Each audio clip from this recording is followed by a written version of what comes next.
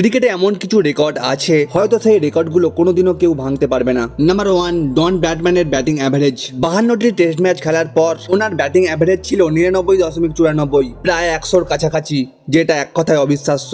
Number 2, ক্রিকেটের god Sachin তেন্ডুলকারের 100টি আন্তর্জাতিক সেঞ্চুরির record. বিরাট কোহলির মতো খেলোয়াড় এই রেকর্ডটির কাছাকাছি গেছেন ঠিকই, কিন্তু এখনকার দিনে ইয়ংস্টার ব্যাটসম্যানদের কাছে এই রেকর্ডটি ভাঙা সত্যি খুবই কঠিন। নাম্বার 3, মুথিয়া মুরলীধরনের 800টি টেস্ট উইকেট। এতবার ব্যাটসম্যানকে আউট করা কোনো সহজ ব্যাপার নয়। নাম্বার 4, বায়ান লারার রেকর্ড। 2004 সালে বায়ান লারা টেস্টের একটি ইনিংসে 400 রান করেছিলেন। প্রায় 21 বছর পরে এই রেকর্ডটি আজও কেউ ভাঙতে পারেনি, এবং বর্তমানে টি-20 ক্রিকেটের যুগে এই রেকর্ডটি আর ভাঙা হবে বলে আমার মনে হয় না। নাম্বার 5, জিম ল্যাকারের একটি টেস্টে 19টি উইকেট। 1956 সালে অস্ট্রেলিয়ার বিরুদ্ধে তিনি একটি টেস্টে নিয়েছিলেন 19টি উইকেট, যে রেকর্ডটি ভাঙা প্রায় অসম্ভব। সবার শেষে রোহিত শর্মার এই রেকর্ডটি। শ্রীলঙ্কার বিরুদ্ধে ওয়ানডে ক্রিকেটের একটি ইনিংসে ব্যক্তিগত 264 রান করেছিলেন রোহিত শর্মা, প্রায় একটা দলীয় রানের সমান, আর এই রেকর্ডটি ভাঙা প্রায় অসম্ভব।